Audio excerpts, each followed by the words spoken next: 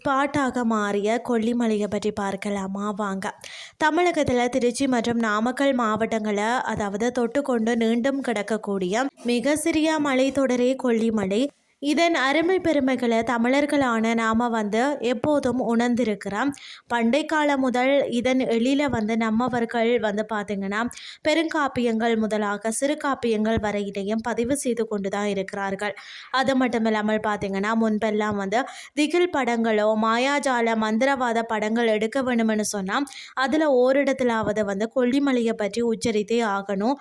அந்த அளவிற்கு கொல்லிமலையின் ரகசியங்கள் அதை பற்றி கேள்விப்படுவோரின் இதயத்தில் அபூர்வமான கிளியை ஏற்படுத்த கூடியவையாகவும் இருந்ததுன்னு தான் சொல்லணும். 80களில் கூட கொஞ்சமாக எஞ்சி இருந்த கொல்லிமலை மாய மந்திரவாத பயமெல்லாம் இப்போதோ 21 நூற்றாண்டு பிள்ளைகளிடம் சுத்தமாக இல்லாமல் போய்விட்டது. இப்போது அது ஒரு சுற்றுலா இடமாக இருக்கிறது.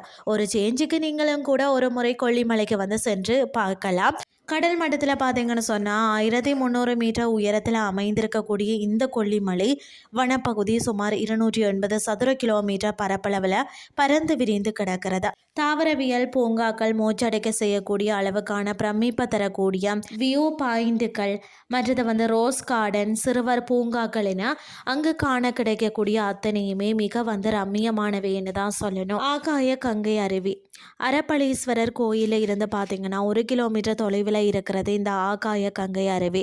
300 அடி உயரத்தில் இருந்து விழக்கூடிய இந்த அருவியின் மூலிகை வாசம் பார்த்தீங்கன்னா அந்த நிறைந்த தண்ணீரில் குளிக்கிறது ஒரு சுக அனுபவம்னே சொல்லலாம். இவை தவிர கொல்லிமலையை பற்றி சொல்லணும்னு சொன்னால் சங்க காலத்தில் இந்த பகுதி பார்த்தீங்கன்னா கடையெழு வள்ளல்களில் ஒருவரான வல்வில் ஓரி என்பவரின் ஆளுகைக்கு உட்பட்டதாக இருந்தது அப்படின்னு சொல்கிறாங்க சங்க பாடல்கள்.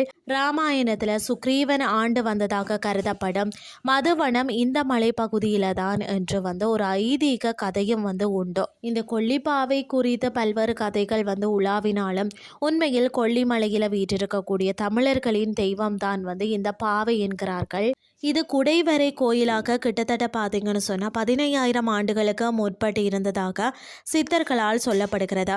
மிகவும் உக்கிரமான தெய்வங்களில் ஒன்றாக இந்த கொல்லிப்பாவை கருதப்படுகிறது. இதற்கு சான்றாகத்தான் சங்ககால ஓலைச்சுவடிகள் இருக்கிறது. குமரி கண்டத்தில் இந்த பாவைக்கு 9 கோவில்கள் இருந்ததாகவும் அவைகளில் 8 கோவில்கள் ஆழிப்பேரலையினால் கடல் கோளினாலும் அழிந்ததாகவும் மீதமுள்ள ஒன்று மட்டும்தான் இன்னும் இருப்பதாகவும் அந்த பாவையை வழிபட எந்த சடங்குகளும் சம்பிரதாயங்களும் மந்திரங்களும் தேவையில்லை எனவும் சொல்லப்பட்டு வருகிறது. குமரி கண்டத்தில் இந்த பாவைக்கு விழா எடுத்து கொண்டாடி வந்திருக்கிறார்கள்.